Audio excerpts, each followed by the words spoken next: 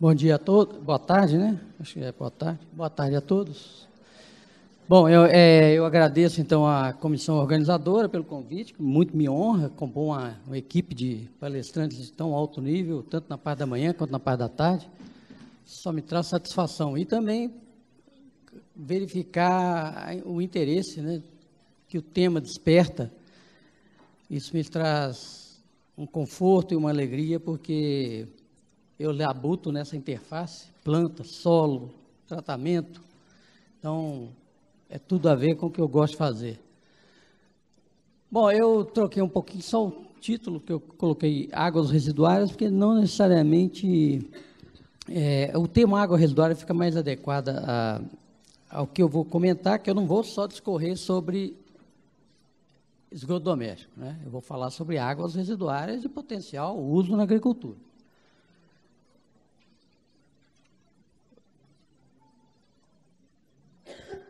Então, vamos falar um pouquinho sobre fontes de águas residuárias, né? Comentar algumas que nós temos como potenciais, de potencial utilização em meio agrícola, né? Com produção agrícola, de criatório de animais, suinicultura, pequenos animais, né?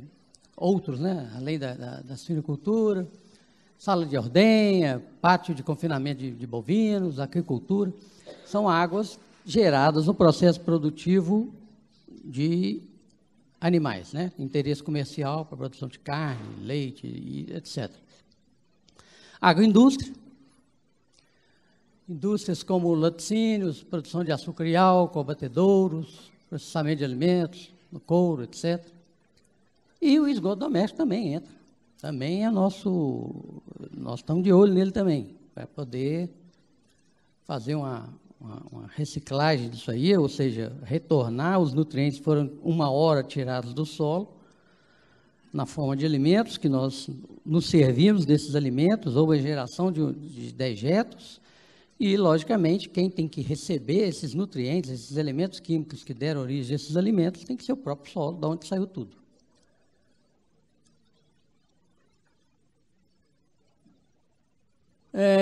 Em termos de aspectos quantitativos, né, porque a gente tem uma ideia da quantidade gerada, eu vou tecer alguns comentários de algumas águas residuárias, você vê a pujança que é o tema. Às vezes é muita água residuária, se a gente considerar que hoje, a gente sabe, né, o Brasil é a potência na produção de carne animal, né? Na pauta de exportação, nós temos uma componente de grande significância, a exportação de carne. Então, na produção, por exemplo, de suínos, gera-se 5 a 15 litros por animal ou cabeça por dia de água residuária. E é isso aqui, ó, um petróleo que sai, né? Uma água extremamente carregada, DBO altíssima, né? Dependendo da concentração da quantidade de água usada na lavagem das baias, né? Se for pouca água, uma concentração, uma DBO de 30 mil, às vezes 50 mil miligramas por litro. E o que mais? O vinho de corte, né, quando ele está tabulado, você gera em torno de 150 litros por tonelada viva, né? Aí você tem que ver quantas toneladas tem um animal por dia. Então, um animal de 400 quilos seria 150 litros, dividido por 0,4, né? Você teria, então, a quantidade de água residuária que é produzida por um animal por dia. A água residuária, no caso, seria as fezes diluídas com urina e mais alguma água de lavagem do criatório. No caso da piscicultura, que seria, na verdade, não só peixe, né, mas criação de camarão, mexilhão, ostras, isso também é uma tendência de área de produção no Brasil. Não é só peixe que se produz, nós temos uma gama de oportunidades na produção de outros animais aquáticos, né? Então, nós temos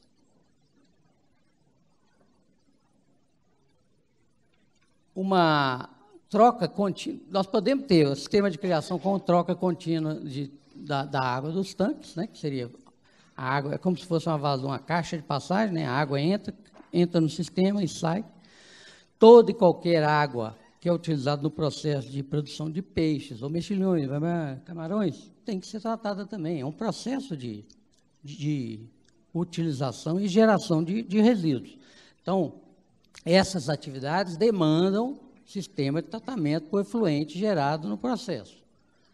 Então, se for sistema contínuo, você tem um grande volume de água, porque a água está entrando e está saindo. Então, imagina-se, então, grande volume, grande diluição, você vai ter uma água caracteristicamente com menores concentrações de tudo que for poluente ou nutriente, no entender de quem vai dispor no solo, mas em função da grande diluição, concentrações mais baixas do que no sistema de troca só ao final do período de crescimento do animal, que a gente chama de despesca, em que trabalha como batelada. Você cria o peixe, aí tem que desovar, né? Você tira o peixe depois da produção e vai ter que tratar essa água que vai ser trocada do tanque. São pequenos volumes, bem menores do que o do sistema contínuo. Porém, imagina-se que uma água bem mais concentrada, né?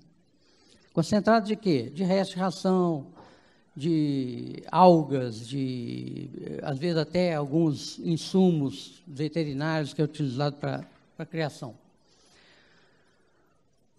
Bom, a indústria da cana-de-açúcar.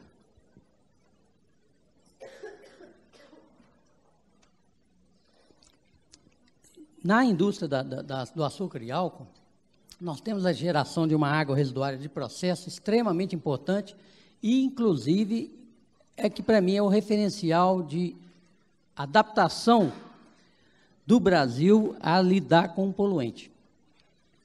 Por quê? Quando você vai produzir o álcool, você usa colunas de destilação, onde faz a separação. Você esmagou a cana, gerou a garapa, né? E na destilação disso aí, depois de fermentado, você tem, então, a separação da vinhaça, ou vinhoto, né? Não, eu vou usar o termo vinhaça, e o álcool é separado, então, por volatilização.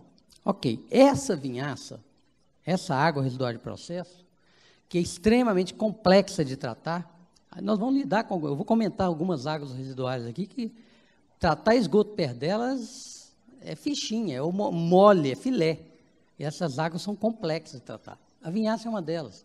Muito potássio, alta quantidade elétrica, pH geralmente muito baixo e DBO muito alta, mas os micro-organismos não conseguem degradar esse material tão simples assim. Não é você põe um sistema de lagoas para tratar, você não consegue eficiência nisso aí.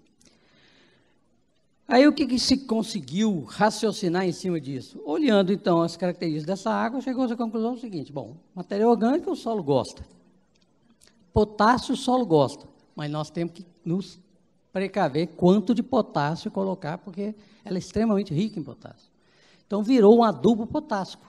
Hoje a vinhaça que é produzida em áreas de usina é direcionada às áreas de produção de cana com uma adubação potássica, tá certo? E essa é uma lógica importante. O Brasil desenvolveu isso aí, né, então, e a gente já utiliza essa mesma lógica para outras águas residuais, onde que o sistema de tratamento biológico não é uma boa opção.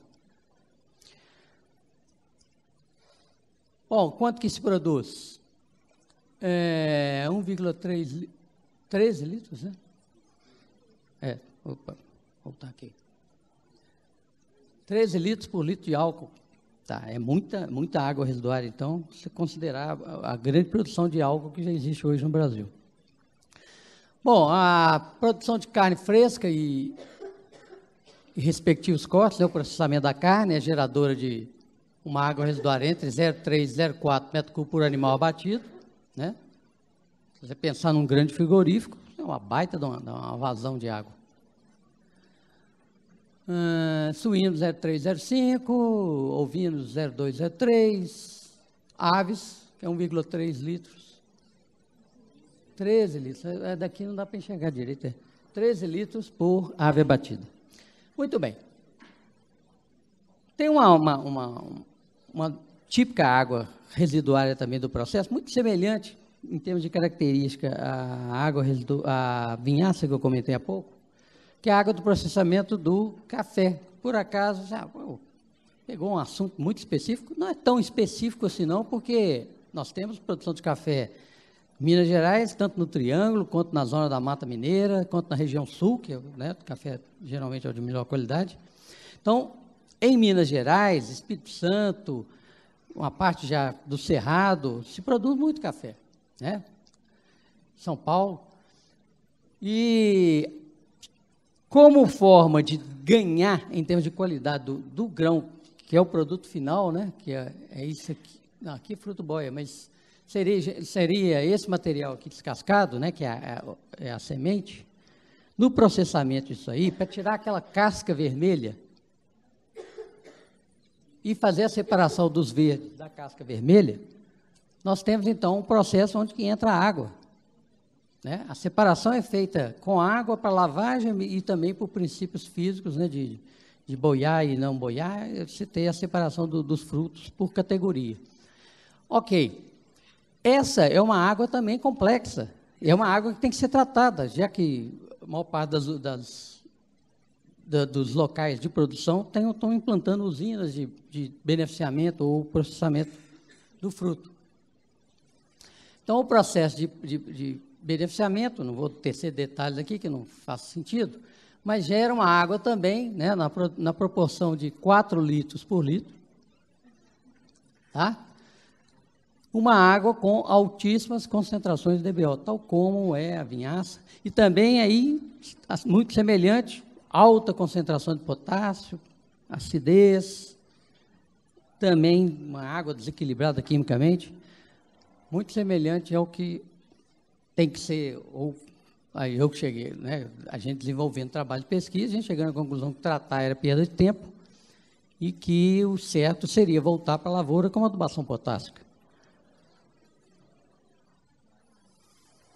Tem agrolaticínios, rapidamente aqui, as características basicamente seriam águas que a gente chama de residual, né, que não contém resíduos, seria água de sobra de processo de resfriamento, ou seja, ela não necessariamente entrou em contato com o produto, então não é uma água residuária, é uma água residual. Gera-se em torno, para leite simplesmente processado, na quantidade de 0,5 a 3 litros por litro de leite processado. E se no caso for fazer queijo, né, se tem uma unidade de produção que vai ser efetuada a produção de queijo, né, um processamento do leite, a quantidade de água residuária, porque a lavagem de utensílios, lavagem de piso é maior, então passa para 3 a 4 litros por litro de leite processado, e ainda tem o soro de leite, que é altamente, que seria aquela parte que sobra da separação da massa do queijo, né, altamente poluente, TBO altíssima, na faixa de 60 mil miligramas por litro, então difícil de, com o processo convencional de tratamento biológico, você baixar isso para um valor razoável para lançar em curso d'água receptor.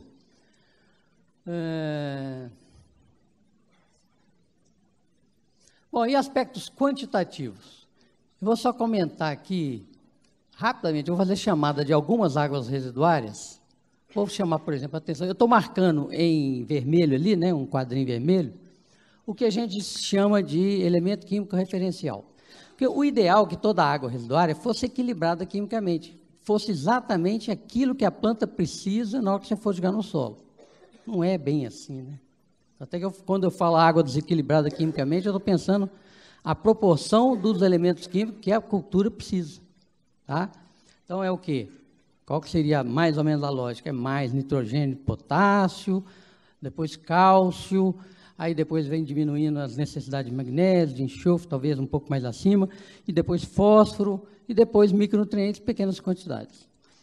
Bom, a lógica é mais ou menos essa. Mas a água não vem nessa proporção certinha que a planta precisa, né? Então, nós precisamos ter um elemento químico referência. Né? O que tem de muito nessa água? Bom, de muito nessa água tem, por exemplo, potássio. E aí eu vou saber quanto que a cultura precisa desse elemento químico. Então, aí eu vou fazer um balanceamento, né, de estabelecer qual é aquele elemento químico ou aquele nutriente está em quantidade relativamente maior nessa água residuária para atender as necessidades da cultura. Ou, se não for elemento químico, se não for para nutriente, que seja um poluente que vai ser o limitante para atender determinados padrões ambientais que a gente vai estabelecer aqui, sem trazer prejuízo, então, né, à qualidade do solo, água subterrânea.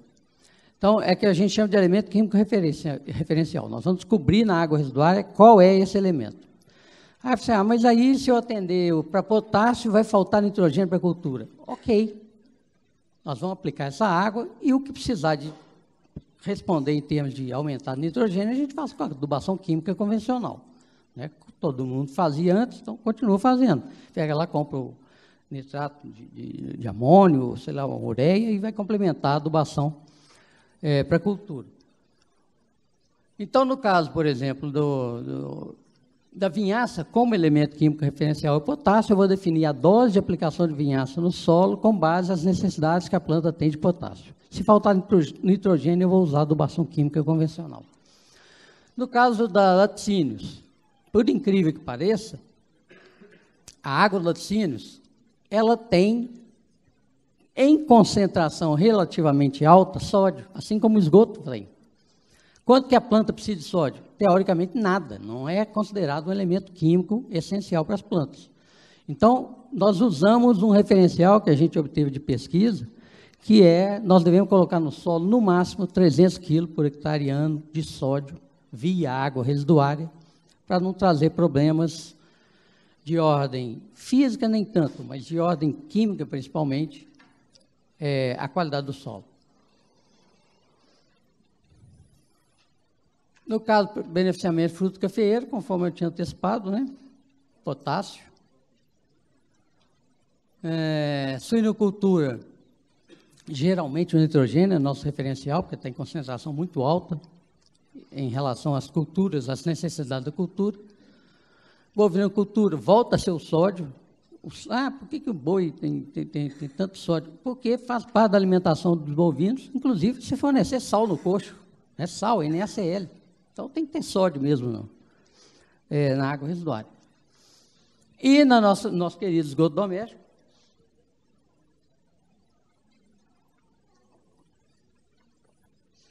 em função da nossa alimentação salgada, o excesso de saleiros em cima das mesas, nós temos, então, uma concentração relativa de sódio muito alta que faz esse elemento químico virar referência na hora de aplicação.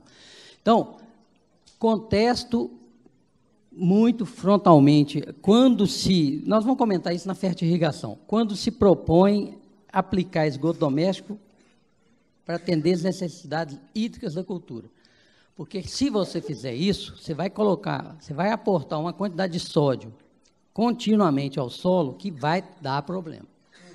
Então, nós temos que visualizar o seguinte: eu vou estabelecer uma dose de sódio que eu posso aplicar por hectare ano, né, por unidade de área por ano, que eu não suplante esses 300 quilos sagrados aí que eu já estabeleci, né, que eu uso como referencial, porque se eu usar a água para atender a necessidade hídrica da planta, né, para atender as necessidades que a planta quer de água, eu estaria acumulando uma quantidade de sódio muito alta. Tá, muito bem. Então, impactos ambientais decorrentes da disposição de águas residuárias no meio. Em recursos hídricos, né, não vou ficar batendo nessa tecla aqui, todo mundo conhece, essa questão de se eu lançar em curso d'água sem uma água com alta carga orgânica, sem tratar, eu vou ter problema de aumento na turbidez, eutrofização, diminuição da concentração de oxigênio dissolvido, que é a principal consequência da ação das bactérias aeróbias sobre o material orgânico, diminuição na disseminação de patógenos, contaminação com gorduras, detergente, porque eu estou pensando em águas residuárias aqui, né, que às vezes tem muita gordura, óleos e graxas, né? A água de suinocultura, por exemplo, tem muito óleos e graxa. Bom, aí uma foto no lançamento, que a mortandade de peixe, tudo bem. Vamos fazer só um comparativo, para a gente ter uma ideia do grau de poluição de uma água residuária de agroindústria ou de criação de animais. Então, nós fizemos o famoso paralelo com o equivalente populacional, né, que é uma referência importante. Se eu comparar, então, uma unidade que não é grande porte, não, você processar, por exemplo, 20 mil litros de fruto de cafeeiro por dia, em função da quantidade de água que é produzida, que é 4 litros por litro de fruto processado, eu vou gerar, então, 100 mil litros de água residuária, com a DBO média de 3.000 miligramas por litro. Isso aí representa o quê, em termos de outras águas residuárias? Representa, por exemplo, um esgoto doméstico. Aí eu deixei a margem um pouco maior, mas trabalhei com 300 miligramas por litro de DBO, uma população de 1.400 habitantes. Ou, no caso, se eu pensar em suínos, seriam 300 animais. No caso de vaca leiteira, seriam mais ou menos 110 vacas. Então, essa unidade de beneficiamento café equivaleria a um curral com 110 vacas, né, uma suinocultura com 300 animais e uma população de 1.400 habitantes. Isso é para ter ideia da magnitude do grau de poluição proporcionado por atividades agroindustriais. Problemas no solo. O que pode trazer de problemas no solo quando aplicado em doses inadequadas? Eu vou sempre bater forte na questão de dose. Para mim, tudo é possível ser feito no solo, desde que você defina a dose. Se trouxer grandes problemas, você vai aplicar só um pouquinho por hectare. Se não tiver problema, se trouxer muito benefício, você pode aplicar um tantão por hectare. A lógica é essa. Bom, aí no solo pode trazer problema de contaminação, pode trazer problema com patógenos, e o solo é o meio físico que está no meio do caminho entre a superfície e as águas subterrâneas. Proteger o solo é proteger a água subterrânea. Se eu sou professor da área de água subterrânea, eu tenho que entender de solos, porque como é que eu vou entender daquilo que foi atravessado, não sei qual as interações que tem nesse meio. Então, só dar uma ideia aqui do que foi feito com a água do café. Eu tenho uma certa experiência com a água do café, porque tinha pouca gente trabalhando no tema, e é uma demanda do Estado de Minas Gerais, então meio que forçaram eu trabalhar com essa tipologia de água residuária. Então, conforme eu antecipei, uma água com DBO alta e muito potássio. Aí nós fizemos o seguinte, para alertar o produtor de que ele não poderia aplicar essa água de qualquer jeito na cultura, voltar para a cultura de qualquer jeito, que era um adubo concentrado de potássio, nós aplicamos 5 vezes a dose recomendada de potássio via água residuária do café, ou seja, esse cafeeiro aqui produziu café, nós processamos o fruto, geramos uma água residuária e aplicamos ao pé da planta. 5 vezes a necessidade de potássio da cultura. Ou seja, extrapolamos o que a planta queria de potássio. Aplicamos não na folha. Essa queima aqui não foi por contato da água com a folha, não. Com a folha, não. A água residuária foi aplicada ao pé da planta. O que nós causamos aí que secou essa planta? Nós causamos um desequilíbrio osmótico, né, que o potencial osmótico é uma escala relativa, negativa. Quanto mais você aplica sal no meio, sal não precisa ser NaCl, qualquer íon em excesso, você baixa o potencial osmótico em tal grau que energeticamente a planta não tem possibilidade de retirar a água do solo. É como se os íons segurassem a água, e na verdade é isso mesmo, né? A água de solvatação. Então, nós temos, então, a planta, o solo pode estar úmido, a planta não consegue beber água porque os íons que estão em excesso não deixam. Então, você pode matar a planta da sogra, por exemplo, fácil assim. Pega o chachinho dela lá, coloca uma colherada de adubo lá, a planta tadinha, no dia está sequinha.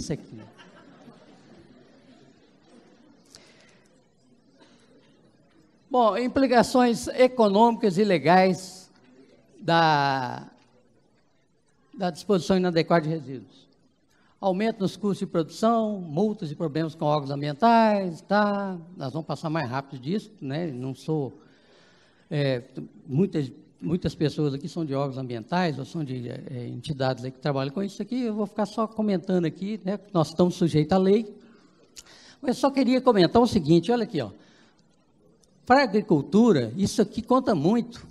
A certificação ambiental, você tem entidades que dão um selo de qualidade para o produto de acordo com o que você fez com os resíduos. Ou seja, você vende, você ganha mercado na Europa, nos Estados Unidos, em função da responsabilidade sua com a gestão dos resíduos. Então, vale a pena ter carinho e pensar com cuidado nisso aí, porque isso pode reverter em lucro, certo? Bom, a legislação referente, né, CONAMA 430, no caso estadual aqui é a Copan número 1/2008. Bom, aí vamos ir diretamente ao tema, né? Para quê? Por que eu estou cismado com aproveitar na agricultura a água residuária? Primeiro que é uma forma de disposição de águas residuárias, tratadas ou não, isso aí arrepia muita gente, mas essa é uma realidade, nós temos que encarar e entender por que às vezes uma água não precisa ser tratada. É interesse crescente, é uma alternativa ao tratamento convencional. Eu não estou, nem nos meus sonhos mais absurdos, eu penso, imagino que a cidade do Porto de Belo Horizonte vai deixar de ter sistema convencional para tratar todo o esgoto na disposição no solo. Isso não faz o menor sentido, não vejo como lógico, porque nós vamos precisar de área. A disposição no solo depende de área, porque é um adubo que você está distribuindo. Bom, para disposição e tratamento final, né? Disposição final de esgoto sanitário de pequenas comunidades urbanas e rurais, você tem área disponível na proximidade, a logística não funciona você captar esse esgoto, não. O certo é você dar uma destinação final para esse esgoto o mais próximo possível, se você tem área em volta, né? E você pode pensar em bairros mais afastados de cidade grande também. O bairro tal, não dá para puxar com a rede. Ok, vamos pensar, esse bairro mais periférico, não dá para você, ao invés de jogar para dentro do centro da cidade, jogar mais para fora um pouquinho, e você dispor no solo? Pode ser, né? Bom, é o que eu tinha falado ali dos bairros, né? E água residuária de criatório de animais, de agroindústrias. Bom, essas para mim não faz o menor sentido, a não ser que a agroindústria esteja numa área urbana, mas grande parte das agroindústrias estão em áreas próximas, em áreas rurais, ou são mais próximas à produção de matéria-prima. Para mim é um contrassenso você pensar em não dispor no solo isso aí. Bom, a fertirrigação, que é o carro-chefe das técnicas de aproveitamento agrícola de águas residuárias, nós vamos comentar sobre fertirrigação e sistema alagado construído, né, que é o wetlands. Porque o wetlands também, eu enxergo o wetlands como uma área de produção agrícola. Não é só de tratamento de água residuária. Eu quero produzir coisas de interesse comercial em sistema alagado. E isso é possível também. Bom, mas vamos devagar. Agora nós vamos usar o solo primeiro. Fertirrigação. O termo fertirrigação é para vender a ideia que nós estamos colocando um adubo, por acaso, via água, no solo. Quem é esse adubo? A água residuária. Fertirrigação, primeira definição de irrigação, que é fornecimento de água em quantidade suficiente para atender às necessidades no momento certo, para assegurar a produtividade das culturas. A fertirrigação não tem esse objetivo do fornecimento de água, isso é uma coisa que se ganha junto com a adubação. O nosso foco é a adubação. Se eu fizer o contrário, se eu focar a água e depois computar quanto que eu fiz de adubação, eu não vou ter sustentabilidade nessa área. O solo vai acumular com determinados íons que não são, às vezes, nutrientes em excesso. E não é isso que nós estamos querendo. Sustentabilidade não se faz dessa forma. Sustentabilidade é quando você coloca alguma coisa, você sabe que o sistema se harmoniza com aquilo e, outro ano, você pode fazer de novo, e outro ano, e assim vai. Isso é sustentabilidade.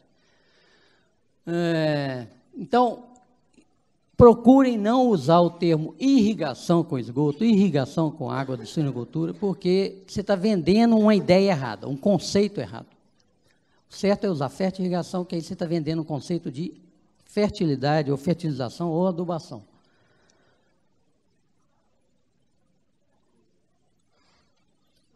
Então, nós vamos fornecer uma quantidade de água residuária que seja compatível com as necessidades de nutrientes para as plantas.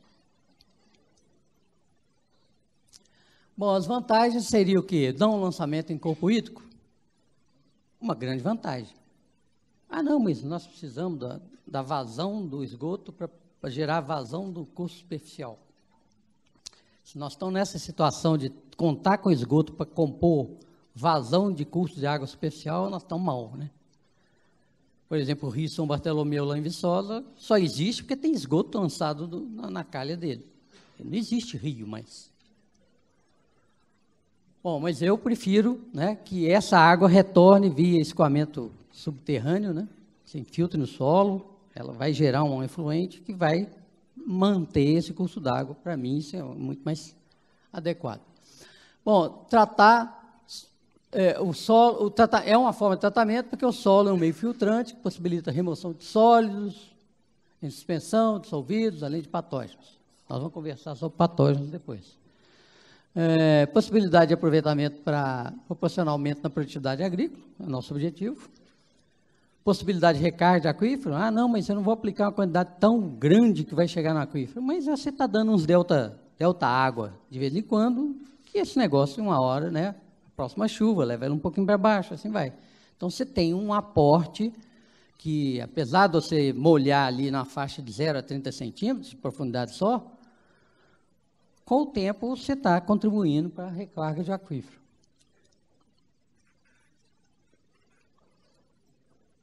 É uma técnica de muito baixo custo, né, de disposição final de água residuária. Né? Você vai contar com o quê? Com a instalação de uma bomba, um sistema de distribuição dessa água. Basicamente isso aí, um operador de nível elementar, que ele é um operário de campo, não precisa de ter grande formação. Então, é baixo custo de operação, no consumo de energia, e a gente estima mais ou menos de 20% a 30% do custo de um tratamento convencional.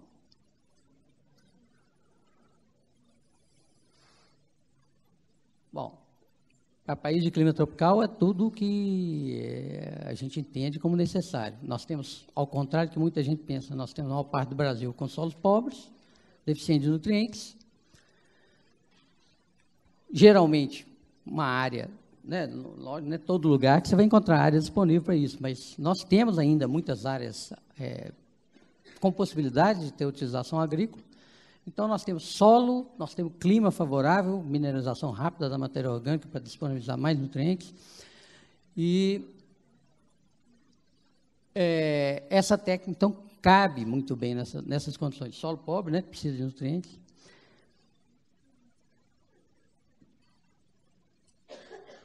Bom, o que nós temos que preocupar com a disposição de água residuária no solo? Primeiro, em qualquer discussão que se tem sobre o assunto, o pessoal está sempre preocupado com a questão do sanitário. Faz sentido, tem que preocupar mesmo. Só que a gente chama atenção para o seguinte, que isso aqui é informação da FAO. Se você pensar em termos de bactérias e vírus, o tempo de persistência ou sobrevivência desses micro-organismos no solo é muito baixo. Baixo que eu digo aí 20 dias, 21 dias, ou seja, se você quiser dar uma margem de segurança, 30 dias ou 45 dias, não sei. Isso aí pode ser estabelecido até na legislação, não tem problema. Desde que não seja tão absurdo, igual está na resolução CONAMA 375, que é 4 anos para o cara entrar na área. Pô, pelo amor de Deus. Aí ninguém vai querer, né? Aí é matar a possibilidade na raiz. Bom, mas nós temos que preocupar com esse danadinho aqui, ó. Que é os ovos de vermes, tem uma possibilidade, né, que alguns microbiologistas já contestam também, né? Vamos acompanhar a evolução das conversas aí, que isso me interessa também, que ovos de vermes não tem essa sobrevivência toda. Tudo bem. Mas vamos considerar, né, ao conhecimento que se tem atualmente, que essa é a nossa preocupação, ovos de vermes.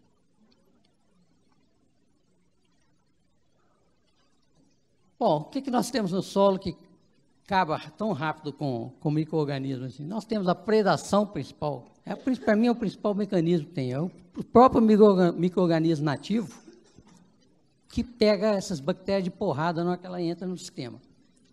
O cara está adaptado no meio, vem cá um cara de fora aqui querer fazer gracinha, pô. Não, vem cá, apanha mesmo.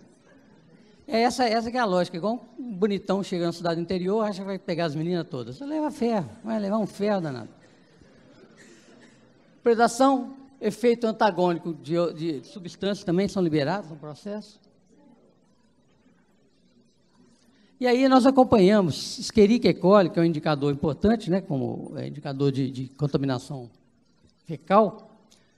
Colocamos no solo, um solo cultivado com capim tifton, né, aplicamos ele debaixo da copa, debaixo do capim, o esgoto doméstico bruto, e fomos tirando a amostra de tempos em tempos para acompanhar o decaimento da Escherichia. Nós encontramos essa curva aqui, um decaimento abrupto, já nos primeiros 5 dias, e se você nós contabilizamos aqui, então, em função da contaminação inicial, no dia 0, né? Menos que 100, na verdade 66 por aí, número mais provável por grama aos 5 dias e aos 8 dias, número mais provável por grama. 9 dias para frente, menor do que 1. Então, bactéria e, por consequência, vírus também, que inclusive ficam absorvidos as cargas negativas do solo, eu não teria tanta preocupação mesmo, não. Bom, no que se respeita, o outro aspecto é um aspecto ambiental, que aí vai ter uma discussão que vai gerar as doses que nós vamos recomendar de aplicação. Olha só, faixa de condutividade elétrica, que expressa a quantidade de íons em solução, né? Condutividade elétrica de água. Não está falando que é água residuária, não. Nós temos o esgoto doméstico, que seria a água mais diluída que tem dessas que eu estou discutindo com vocês aqui. Seguramente ele está dessa faixa aqui para frente. Ou seja, mais do que quem está acostumado a utilizar a unidade microsiemens por centímetro, seria 750 a 1.500 microsiemens por centímetro, ou às vezes até um pouco maior. Todas as águas residuárias têm de 750 para cima, né? Ou 0,75, igual está nessa unidade aí. Isso aí vai ter uma repercussão importante nos comentários que a gente vai fazer aqui abaixo. Primeira coisa, existe risco realmente de dispersão de argila se você aplicar água residuária no solo? Dispersão de argila? Então, vamos fazer. Nossa Senhora. Então vamos pular isso aqui. Eu iria comentar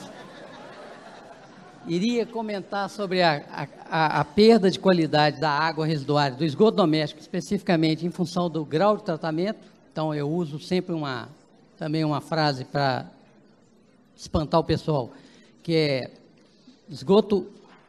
água residuária em geral, inclusive esgoto doméstico. Quanto mais tratar, pior fica para uso agrícola. Essa é a percepção nossa, porque vai ficando no lodo, ao longo do sistema vai ficando parte dos nutrientes importantes. Tudo bem. Então, vamos, rapidez nisso. Vamos falar de metais pesados, não, pular. Vamos pular isso aqui. Por que o sódio é nosso elemento químico referencial? Nós estamos vendo que a curva do capim, a produtividade começa a cair à medida que se aumenta a quantidade, mais do que 300, a quantidade de sódio aplicada via esgoto doméstico no solo. Então, o capim começa a decrescer sua produtividade, então esse é um referencial para a gente.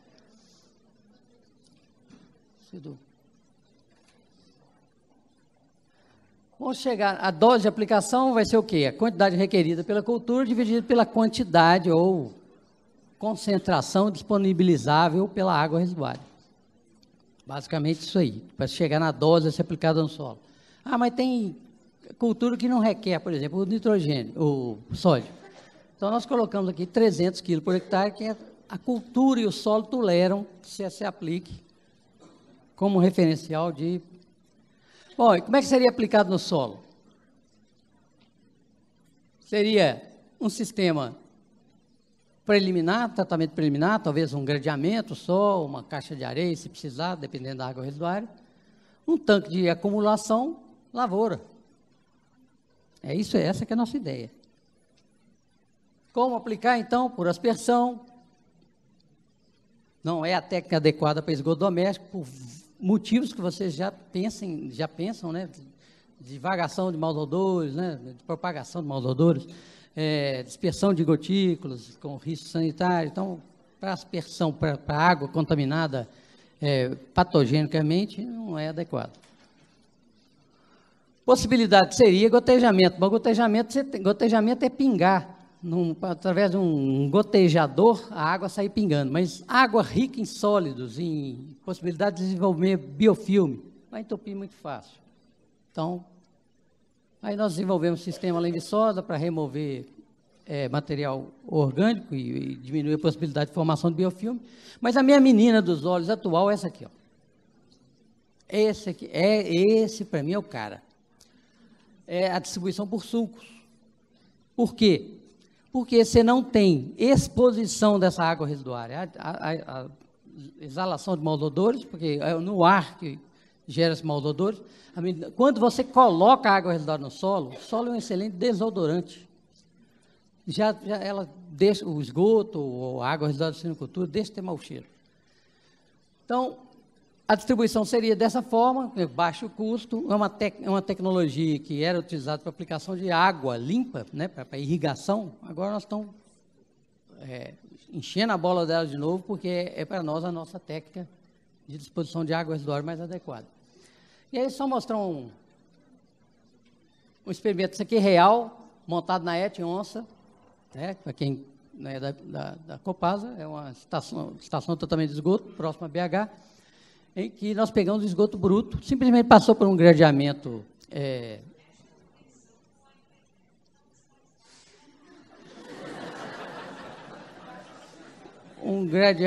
muito interessante a intervenção, um gradeamento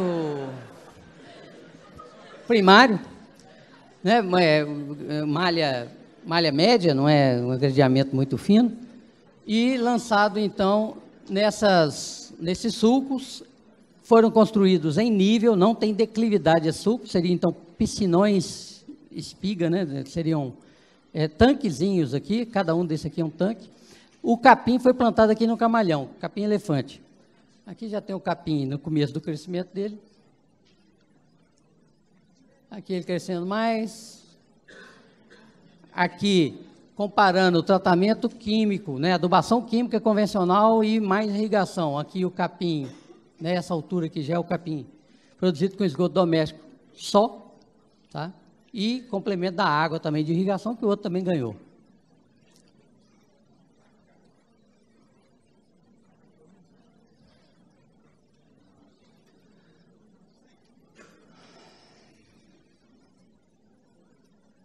Bom, quais as possibilidades, então, de aproveitamento como fertirrigação? Isso aqui já é a parte final, tá? Nós podemos produzir biomassa para produção de biogás, é possível. Produção de álcool, por que não? É uma forma de você produzir energia by solo, né? Você leva para o solo, gera-se uma cana-de-açúcar, ou gera-se um biodiesel, por que não? É uma forma de você produzir energia. Produção agrícola comercial mesmo, interessa a produção de alimentos. Produção de algodão, eu só queria chamar a atenção aqui, ó, nesse resultado desse experimento, foi publicado numa revista boa da Austrália, porque a Austrália é meio que co-irmã da gente em termos de trabalho científico na área dos solos, porque os solos deles são muito semelhantes ao nosso.